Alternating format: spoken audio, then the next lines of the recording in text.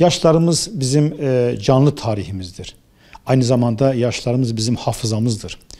O bakımdan hem geçmişimize hem de hafızamıza sahip çıkmamız son derece önemli bir faktördür. Şimdi daha doğrusu hafızamıza, geçmişimize sahip çıkmak İslamlığımızın ve insanlığımızın da gereğidir. Geçmişi olmayanın geleceği yoktur diyoruz. Hayat aslında geçmiş, an ve gelecektir.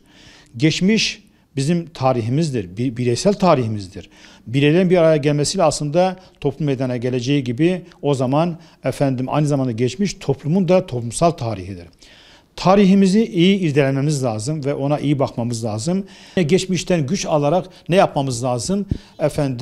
Geleceğimizi inşa etmemiz lazım. Geleceğimizi inşa ederken hep söylüyorum, uzun fallar yakarak ilerlememiz ve uzun fallar yakarak ilerlerken geleceğe dair planlarımız, projelerimiz, projeksiyonlarımız olmalı. Bütün bunları yaparken elbette ki geçmişimizdeki o tecrübelerden istifade etmemiz, yaşlarımızı dinlememiz ve onların o derin tefekküründen, deneyimlerinden, tecrübelerinden istifade etmemiz gerekir diye düşünüyorum. Efendimizin bir hadisi var, der ki küçüklerimize merhamet etmeyen, büyüklerimize saygı göstermeyen bizden değildir. Müthiş bir hadis gerçekten. Dolayısıyla hem küçüklerimize merhamet edeceğiz hem aynı zamanda büyüklerimize saygı göstereceğiz. Bunu yapmayan bizden değildir diyor Efendimiz. Yine Rabbim Kur'an-ı Kerim'de der ki Rabbin sadece kendisine ibadet etmenizi, ana babaya da iyi davranmanızı emreder. Eğer onlardan biri ya da her ikisi senin yanında ihtiyarlık çağına ulaşırsa sakın onlara öf bile deme. Onları azarlama. Onlara tatlı ve güzel söz söyle. Onlara merhamet ederek üzerlerine kanat ger ve de ki ey yüce Rabbim, küçükken onlar beni nasıl koruyup yetiştirdilerse sen de onları esirge. İsra suresi ayet 17. Yani bu ayetin içeriği üzerinde biraz düşündüm, tefekkür ettim. Hiçbir sosyolojik tahlil, hiçbir bilimsel yaklaşım bu kadar güzel anlatamaz. Dolayısıyla bizim Kur'an-ı Kerim'in ifade ettiği bu emir ve Efendimizin hadisiyle yaşlarımıza iyi bakmamız lazım. Peygamber Efendimiz Aleyhisselatü Vesselam der ki ebeveyninden her ikisinin veya sadece birisinin yaşlılığına ulaştığı halde cennete girmeyenlerin burnu sürtünsün demiştir. Bu da müthiş bir tehdittir. Şimdi benim annem de 105 yaşında şu anda, 105 veya 106 da olabilir o yaşlarda. Annemi tabii şu anda hatırlarken gerçekten bizim cennetimiz aslında onlarda saklıdır. Onlar saklı cennetlerimiz. Bu saklı cennetlere müminler olarak, muvahhidler olarak sahip çıkmamız, onları el üstünde tutmamız gerekir. Ve bizler aslında bunu yaparken de aynı zamanda insanlığa da rol model oluyoruz. Yani annesine ve babasına bakan bir insan, annesi ve babası yanında yaşlanmış bir birey, eğer onlara bakarsa, iyi bakarsa bütün toplum der ki Allah razı olsun. Ne güzel bir insandır. Ama aynı zamanda ebedi hayatı kazanmanın da yolu oradan geçiyor. Bütün insanlığın kurtuluşu olmayan bir kurtuluş hiçbirimizin kurtuluşu olamaz.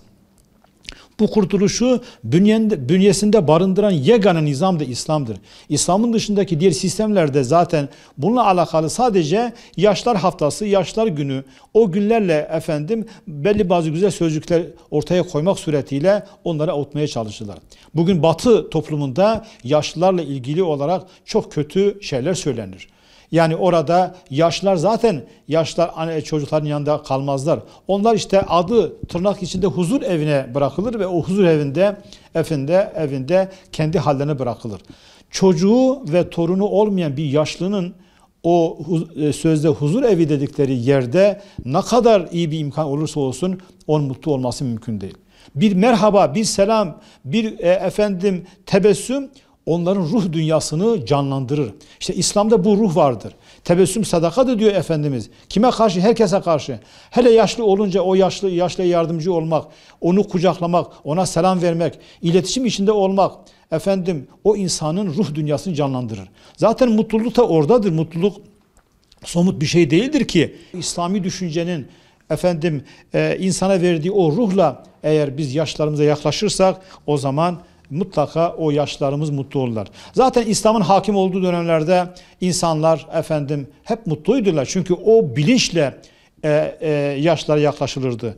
Önemli olan hayatta en çok şeye sahip olmak değil, en az şeye ihtiyaç duymaktır. Bilincindeki insanlar, Allah ile ilişkisi kulluk, insanlarla ilişkisi ahlak, adalet, erdem ve evren ile ilişkisi emanet bilinci, müminler ancak yaşlara sahip çıkar.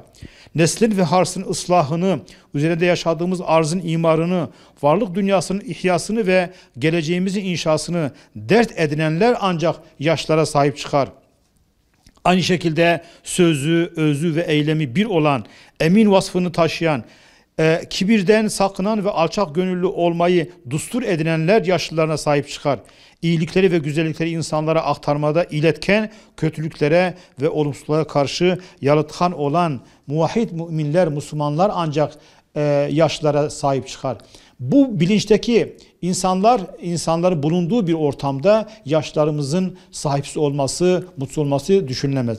Dolayısıyla buradan yola çıkarak diyorum ki işte bu düşüncedeki gençliği, müminleri, Müslümanları burada yetiştirmek ve o gençliği o yaşlılarla bütünleştirmek durumundayız. Siz o İslami şuurla yaşlarınıza baktığınız zaman, onları el üstüne tuttuğunuz zaman, onlarla hemhal olduğunuz zaman, onlarla hemdert olduğunuz zaman, çocuklarınızla birlikte muazzam bir mutluluk halkasını oluşturduğunuz zaman tabii o zaman siz de yaşlandığınız zaman aynı muameleyi siz de görürsünüz. O bakımdan bu şuurla aslında yaşlarımızı anmamız ve bu şuurla yaşlarımıza yaklaşmamız son derece önemli diyorum. Teşekkür ediyorum.